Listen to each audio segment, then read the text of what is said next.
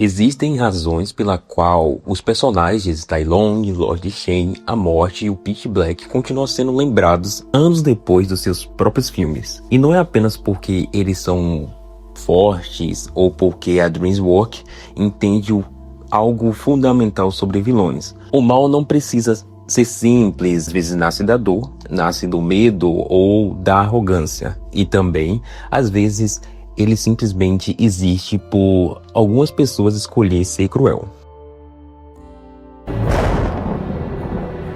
Eu voltei para casa, mestre. Esta não é mais a sua casa. E eu Enquanto não sou isso, a mais o seu Disney mestre. moderna parece cada vez mais perdida na hora de criar os antagonistas memoráveis. Muitos dos seus vilões são apressados, superficiais ou acabam perdendo aquilo que os tornam interessantes. Então a pergunta, ou por que a DreamWorks está fazendo certo e por que tantos personagens, tantos vilões conseguem marcar o público mais do que os da Disney atual? Um dos maiores acertos da DreamWorks é entender que a tragédia e maldade podem andar juntas. O Tai Lung é um exemplo perfeito disso. Quando vemos a sua história em Kung Fu Panda, percebemos que ele não nasceu como um monstro. Ele foi criado para acreditar que seu valor dependia de uma única coisa: se tornar o dragão guerreiro. Durante anos, tudo ao seu redor reforçou a sua ideia. Seu treinamento, seu talento, sua identidade inteira foi construída sobre um símbolo. Então imagine dedicar sua vida inteira a um objetivo e descobrir que nunca foi escolhido para ele. Nesse momento que Tai Lung se quebra, embora suas ações sejam imperdoáveis, conseguimos entender como ele chegou até ali. A DreamWorks não pede que o público o perdoe, ela apenas mostra a tragédia por trás do vilão. Talvez nenhum vilão represente melhor essa ideia do que o próprio Lord Shen. Ao ouvir que seria derrotado por um dragão guerreiro preto e branco, Shen entra em pânico. Sua reação tenta eliminar a raça antes que ela exista. Mas é justamente essa dedicação que cria o próprio destino que ele queria evitar. Quanto mais o Shen lutava contra a profecia, mas ele tornava inevitável. O mais interessante é que sua verdadeira prisão nunca foi o Po, mas foi sua própria culpa. Ele passou anos tentando conquistar poder porque queria acreditar que isso preencheria o vazio deixado por suas escolhas, mas nunca preencheu. E é isso que torna Shen tão fascinante. Ele não está lutando apenas contra um inimigo, está lutando contra si mesmo. Agora compare isso com o Rei Magnífico de Wish. A base do personagem ela é excelente. Ele perdeu a família, perdeu seu lar, viu de perto como a ambição pode destruir a sua vida. Tudo isso poderia criar um governante que aos poucos se transformaria em um tirano por medo de perder aquilo que construiu. Mas o filme nunca desenvolveu essa ideia. Ao invés de mostrar uma queda gradual, ele simplesmente acelera a transformação. De repente, Magnífico deixa de ser um governante complexo e se torna apenas mais um vilão genérico da atualidade. O resultado é um personagem que tinha potencial para ser lembrado por anos, mas acabou sendo esquecido poucos meses aí após o seu lançamento. Outro problema aparece em Raya, o Último Dragão. Namaari claramente deveria funcionar como um espelho da protagonista. As duas cresceram sob pressão, as duas querem proteger seus povos, mas também as duas cometeram erros. Mas existe uma diferença crucial. Raya passa o filme inteiro evoluindo, enquanto a Namaari não. Ela causa boa parte da tragédia da história. Trai a confiança de Ryan, participa da destruição da gema, contribui diretamente para o caos que assola o mundo. Mesmo assim, o roteiro raramente a responsabiliza por suas escolhas. O filme quer que o público a perdoe, mas nunca faz o trabalho necessário para merecer esse perdão. Agora olhe para Ramsés, o príncipe do Egito. Ele ama Moisés, Moisés ama Ramsés.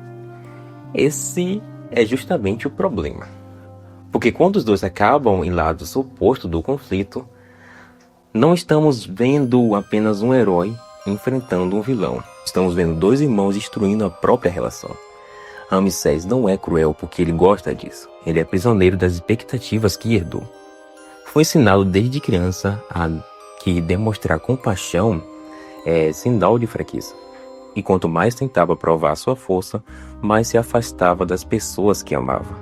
Esse tipo de conflito torna o personagem muito mais interessante. Não existe outro segredo em DreamWorks, entende? Nem todo vilão precisa ter uma história triste.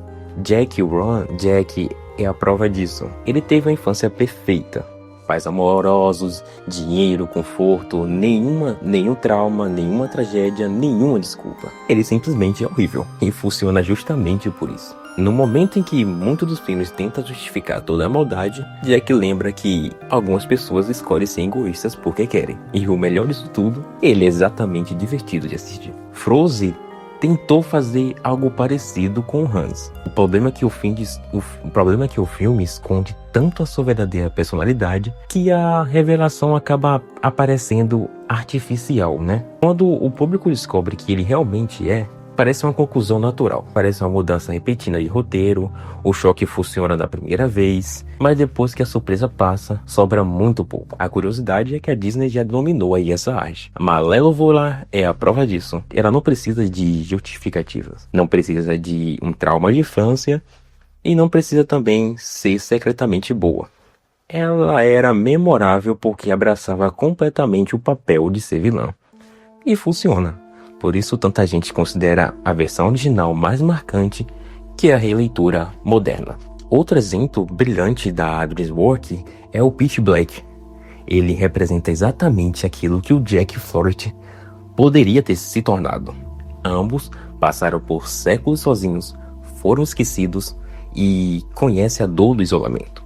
A diferença é que um escolheu espalhar o medo, enquanto o outro escolheu espalhar a alegria. É assim que um vilão espelho deveria funcionar. Ele mostrou o futuro que espera o herói caso ele faça as escolhas erradas. Mas nenhum chega perto dele comparado à morte de Gato de Botas 2. Porque ele não quer dominar o mundo, ele não quer riqueza, não quer vingança, ele quer algo mais simples. Ele quer o que sempre pertenceu a ela, a última vida do Gato de Botas. Pela primeira vez, o herói percebe que existe um adversário que não pode derrotar com coragem ou habilidade. E isso transforma toda a história. A morte não representa apenas um personagem, ela representa uma ideia. A ideia é que nenhuma vida dura para sempre, e que justamente por isso, cada momento importa. Quando o gato finalmente entende isso, ele muda. E por isso a morte decide deixá-lo viver. Não porque foi derrotada, mas porque sua lição foi aprendida. No final das contas, a diferença entre a DreamWorks e a Disney moderna está apenas na qualidade dos seus vilões. Na forma como elas enxergam um conflito. A Dream entende que o vilão pode ser trágico, assustador, engraçado, cruel. Ele pode ser tudo ao mesmo tempo. Já a Disney moderna muitas das vezes parece que preza entre tentar humanizar os seus antagonistas e transformá-los em caricaturas. E quando isso acontece, eles acabam esquecíveis. Talvez seja por isso que tantos fãs ainda falam sobre Tai Lung, Lord Shen, Pitch Black e a morte. Porque grandes vilões não existem apenas para serem derrotados. Eles existem para revelar algo sobre o herói. E às vezes algo sobre nós mesmos.